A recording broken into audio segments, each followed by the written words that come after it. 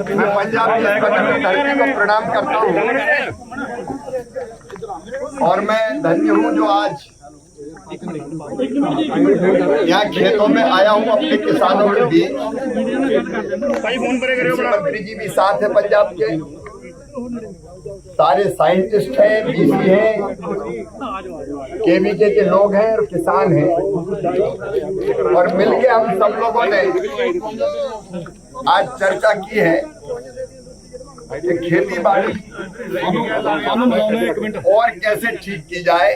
मुझे बहुत खुशी है यहाँ डायरेक्ट फीडिंग करके धान की खेती करने वाले किसान मौजूद हैं, जिसके कारण पानी बहुत बचता है, कम समय में भी आ जाती है, तो खर्चा घटता है, मजदूरी घटती है। यहाँ मशरूम पैदा करने वाले, मक्का पैदा करने वाले, मिर्च पैदा करने वाले किसान भी हैं।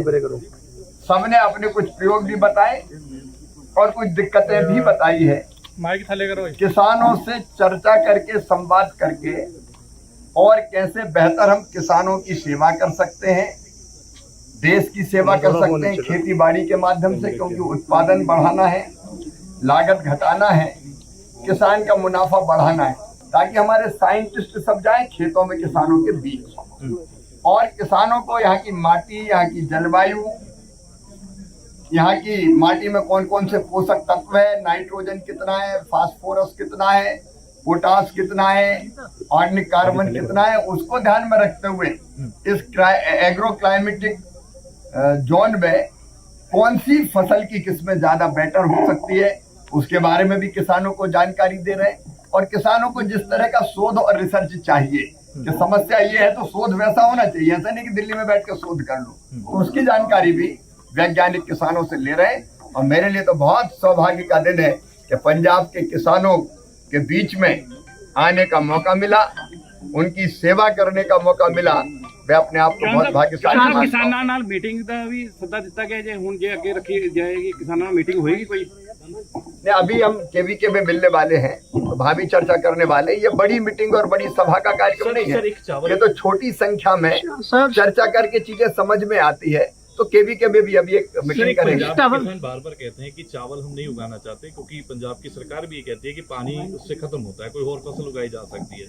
इसमें केंद्र क्या कर रहा है सर, क्योंकि अगर चाहता है, क्योंकि आपने जल हिंदू जल समझौते की भी बात की, इसमें कृषि के विविधीकरण की, डाइवर्सिफिकेशन की आज जरूरत है, क्योंकि हम ऐसी किस्में भी और ऐसी फसलें भी उगाएं जो प्रॉफिट भी दे और पानी भी जिनमें बचे कम लगे, और कुल मिला के हमारी धरती भी आने वाली पीढ़ियों को अनाज देने वाली बनी रहे। तो डाइवर्सिफिकेशन की योजनाओं पर यहाँ के वातावरण में कौन सी फसलें की जा सकती है, उन पर भी हम लोग काम कर रहे हैं। जहाँ तक सिंधु जल समझौते का सवाल है, वो पानी हमारा है। 80% पानी सिंधु, झेलम, चिनाव, उसका पाकिस्तान को उस समय दे दिया गया। वो फैसला न्यायपूर्ण नहीं था। पंजाब प्यासा है, हरियाणा को जरूरत है, राजस्थान को जरूरत है पानी की, तो वो पानी हमारा है। अब हम उस पानी का उपयोग अपने किसानों के लिए करें। आगे किसानों के साथ मैं किसानों से सदैव संवाद करता हूँ, आगे भी चर्चा और बातचीत जारी रहेगी। संवाद से ही समाधान संभव है।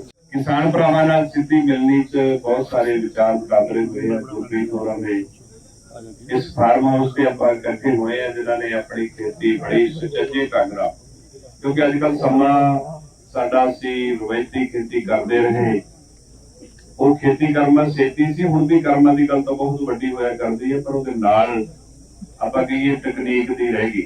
तकनीक नाल काफी सारे मुनाफे वाल असीं बन सकदे, जिवें इन्होंने सिद्धि बिजाई का पिछले 10 सालों तो काम शुरू किया, जिहदे नाल काफी लेबर भी बच जाती है, पानी की भी बचत है। सरकार भी 1500 रुपया पर एकड़ बिजाई नहीं दिंदी है। सो सारिया गल्लां रलाइए तो आप मुनाफे वास्ते खेती करते हैं। जिवें मेरे भरा ने एक ने डेयरी की गल की सी, बहुत वड्डी हिम्मत है जी ने, उन्हें इन्ना उहदे विच वाधा कीता, पर नाल जिवें गल कीती है कि रेट वगैरह वध घट रह जाते ने, उस पासे भी सरकार, दोनों सरकारां नाल मिल के ध्यान करांगे। खेती असल में साडे देश की जिहड़ी जड़ा है, ये जड़ा नूं मजबूत करना रल मिल के सारा दा साडा फर्ज है। ਤੁਸੀਂ ਇਹ ਪ੍ਰੋਗਰਾਮ ਰੱਖਿਆ।